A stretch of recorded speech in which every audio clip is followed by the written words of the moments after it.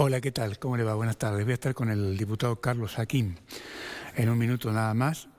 Dos proyectos importantes, me parece a mí. Quiero que los comente, son de su autoría. Uno tiene que ver con el estacionamiento medido y el otro tiene que ver con la búsqueda de una suerte de armonización tributaria. ¿Sí? Ya los detalles los va a conocer en un minuto. Pero antes de ir con el diputado, el presidente del bloque radical, Santiago Huber, hizo declaraciones respecto de la situación de la señora de Kirchner, destacando que esto pone en valor a la justicia. Me pregunto si Huber, virtual vocero del ex gobernador Morales, que está involucrado, para que usted sepa, en la causa Caspalá, está complicado en la causa Caspalá. ¿Y por qué? Porque hay dos abogadas, la doctora Yáñez y la doctora Cejas, que próximamente van a solicitarle a la Justicia Federal la imputación en la causa del ex gobernador. Sin embargo, lo que se observa sobre este tema, en torno a la actitud del gobierno de Jujuy, sobre este tema de Caspalá y el ex gobernador Morales, es un silencio sepulcral. ¿Y esto qué significa? Que es una muestra palmaria, me parece a mí, del cinismo en las esferas del poder radical. La democracia no se sostiene en la sombra ni en el silencio cómplice, sino en la evidencia de la justicia plena. El señor Huber, presidente del bloque de los radicales, afirmó que el Poder Judicial Federal hace su trabajo y demuestra que hasta una expresidenta puede ser condenada cuando se cometen delitos contra el pueblo. La pregunta para el señor Huber sería la siguiente. Lo que ha ocurrido en Caspalá, señor Huber, ¿usted cree que no ha sido un delito contra el pueblo? ¿Contra esa comunidad que hace patria a tantos kilómetros de aquí? Le pregunto. Por eso digo que más seguido debería responder sobre las atrocidades cometidas durante el gobierno anterior. Y además esperemos que Huber opine con la misma contundencia si la justicia decide, la justicia federal, avanzar en el hipotético pedido, y digo hipotético porque todavía lo están evaluando el tema, de pedido de imputación contra el ex gobernador Gerardo Morales.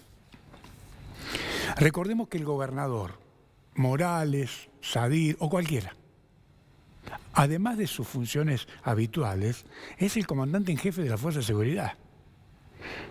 De modo que no puede desconocer qué es lo que pasó en aquella oportunidad. ¿Se da cuenta? Por eso digo la jurisprudencia de la causa Kirchner. Cristina Kirchner no podía desconocer qué hacían sus funcionarios. ¿Se da cuenta? De modo que ahí conectan las dos causas, me parece a mí. Habrá que ver la interpretación que hace la Justicia Federal sobre el tema y la decisión que toma, ¿verdad? De modo que, ¿qué quiero decir con esto? Que la justicia tiene la última palabra. La ciudadanía, para terminar, ya quiero ir con el diputado Jaquín, necesita confianza en un sistema que no solo contiene a los poderosos, condene, digo bien, a los poderosos, cuando corresponda, sino que también garantice la responsabilidad efectiva en todos los niveles del Estado.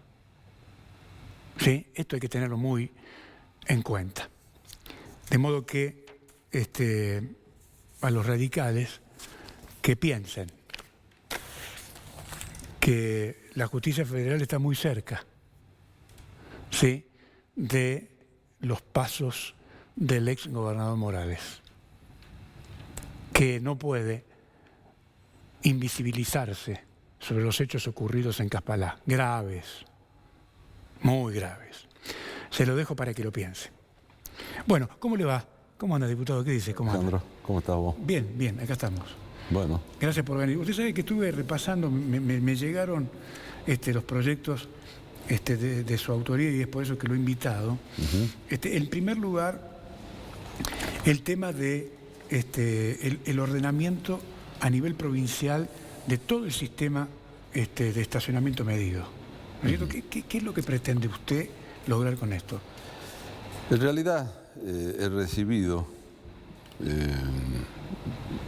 y he participado de varias reuniones con vecinos, no solo de la ciudad capital, porque pareciera ser que esto va en dirección de la Municipalidad Capital, sino de varios otros municipios en donde uno siempre anda recorriendo, de la situación complicada que se le presenta a muchos vecinos con el tema del estacionamiento tarifado. Que en definitiva muchos no entienden ni cómo es la forma de determinación de la tarifa, ni qué ordenanzas existen, ni cuál es la cuestión de esta legislación tributaria que los lleva a pagar una tarifa por el estacionamiento. Entonces que ante tantas consultas y ante tantas expresiones de vecinos de distintos lugares, nos pusimos a estudiar realmente cómo es el sistema y realmente es complicado. Creo que es complicado en general en casi todos los municipios entender qué es lo que el contribuyente paga, lo que el ciudadano tiene que pagar, es decir, para descubrir cómo se calcula, cuál es la normativa que impone la tasa o el servicio público, es complicado. Y con el de estacionamiento tarifado también es complicado. Acá en la ciudad capital hay un sistema, en La Quiaca hay otro, en Tilcara hay otro, en San Pedro hay otro, es decir, distintos sistemas que han implementado los municipios en una función que es la de ordenamiento del tránsito, el ordenamiento de la convivencia en cada una de las ciudades, de la mejor convivencia. Pero que no hay uniformidad y que llevan, ¿no es cierto?, a situaciones en donde nosotros creemos que debe ajustarse a la normativa vigente en materia constitucional, nacional, provincial y a las leyes vigentes que no afectan la autonomía del municipio. Lo último que quisiéramos nosotros con esto es afectar la autonomía del municipio, pero que desde un orden superior al municipio, que pueden ser los poderes legislativos, hay que encontrarle una normativa que en cierta forma ordene la aplicación o el llevar adelante este tipo de servicios públicos. Y lo primero que vemos cuando se declara servicio público algo, inmediatamente nos tenemos que direccionar a lo que trata la Constitución Nacional en el tema de los municipios y del servicio público en particular, en donde necesariamente tiene que existir la audiencia pública. Eso dice la Constitución Nacional. Este estacionamiento, que se ha determinado en varios municipios, se ha declarado como servicio público. Por lo tanto, cualquier cuestión referida a modificación, imposición de tarifa, fijación de nuevos precios, tiene que irremediablemente tiene que hacerse de acuerdo a la Constitución Nacional por audiencia pública. Cuestión que no se está llevando adelante, que se han ido modificando legislaciones municipales, derivando en definitiva a la determinación de la tarifa por parte del Ejecutivo en relación con la empresa prestadora del servicio, pero nunca en la existencia de una audiencia pública. La audiencia pública, le expliquemos a la gente. Sí. Es la gente con los funcionarios. Exactamente. ¿No es cierto? En donde el funcionario no solamente tiene que explicarle cuál es el costo del servicio, por qué es el costo del servicio, por qué aumenta la tarifa, sino que además, ¿no es cierto?, debe tenerlo debidamente informado al ciudadano, al contribuyente, de cuánto es el origen del servicio público, la tarifa, y de en qué se destinan los gastos. Tiene que ser específicamente destinado a ese servicio público. Y todo tiene que tener razonabilidad, que también tiene que ir en el sentido de la aplicación de la penalidad. Es decir, el costo del servicio y la penalidad por no pagar la tarifa también tiene que tener una consecuencia de razonabilidad. Correcto. ¿Usted cree que eso no pasa? De acuerdo a lo que hemos podido establecer y conversar con los ciudadanos y contribuyentes de distintos municipios, no está ocurriendo.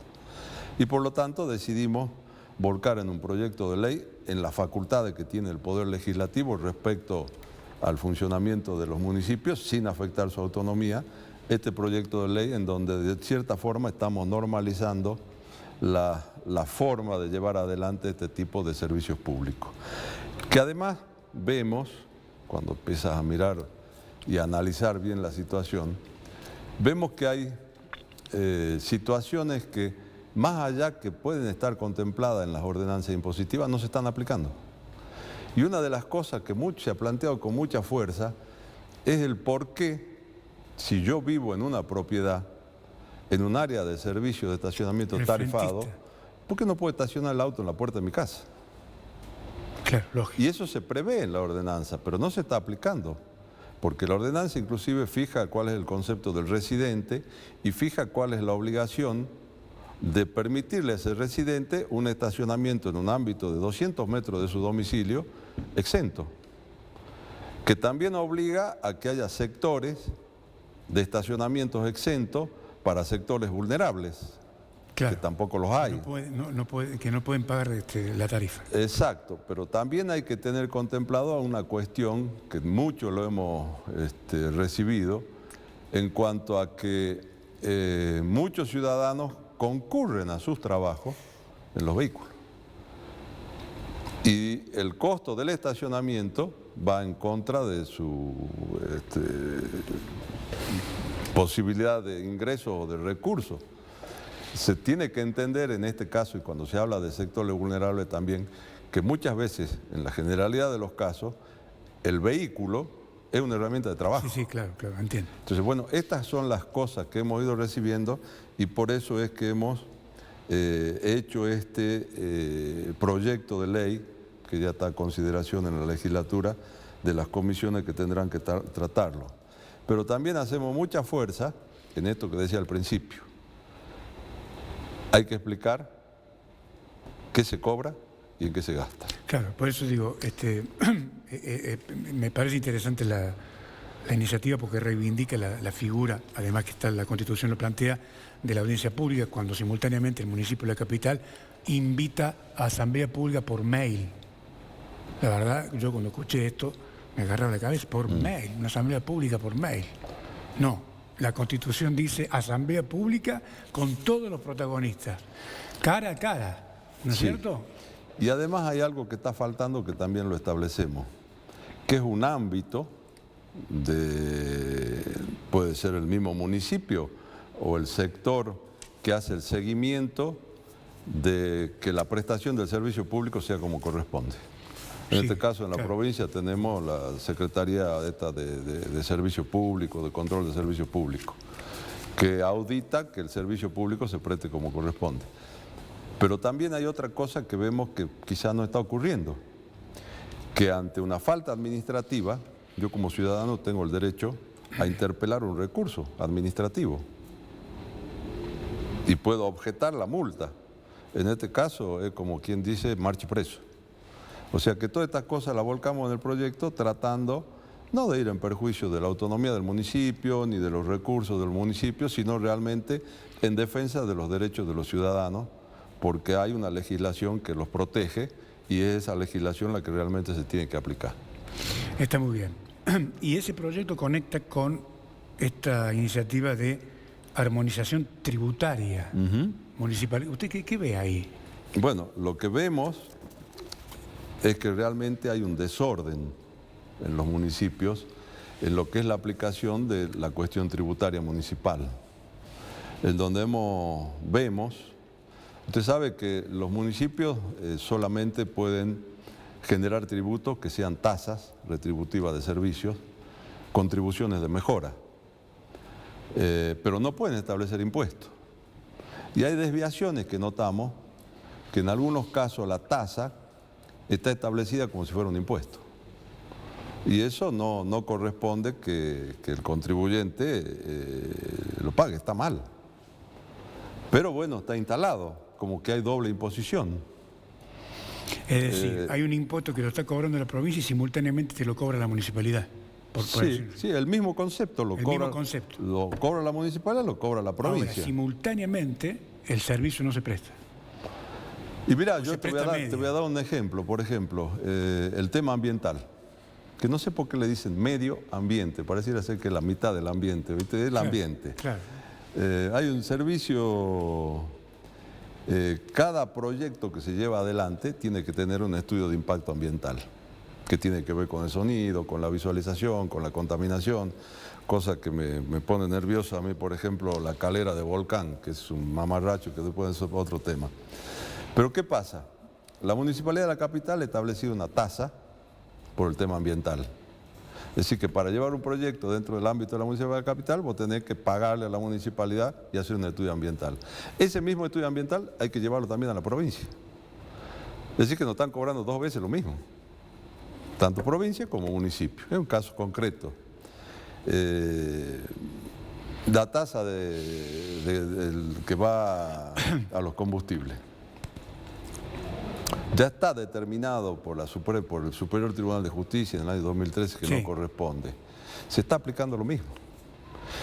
Y ahí vemos nosotros una cuestión que tampoco está clara, porque se destina para el mantenimiento y conservación del tema vial. Sí, pésimo. Bueno, pero hay otra tasa por seguridad vial y señaléctica. Además de esta tasa, ya hay 2 tasas que se destinan al mismo objeto, hay doble imposición. Hay un descontrol, un desorden, digo yo, tributario. Esa tasa de señaléctica. Sí, es el 0,5. Pero los fondos, ¿a dónde se destinan? ¿Para qué se destinan? Al tema vial. Al tema vial. A la señaléctica, a la señalización, a los retardos. ¿Nacional o no? No, esta municipalidad la cobra. Y cobra el 0,5 que lo pone sobre la venta de automóviles nuevos o usados. 0,5%, es mucho. Sí, claro. Y se destina al tema de señalización, retardadores, el tema señaléctica vial es lo mismo.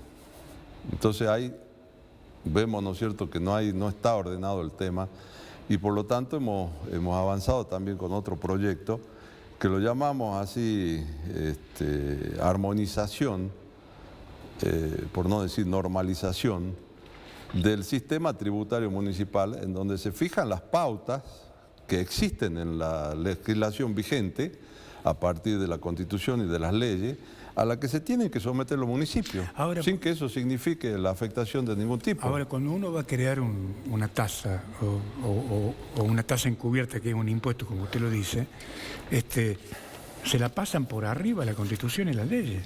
Bueno, pareciera ser que no la conocen. Pero le voy a dar otro ejemplo.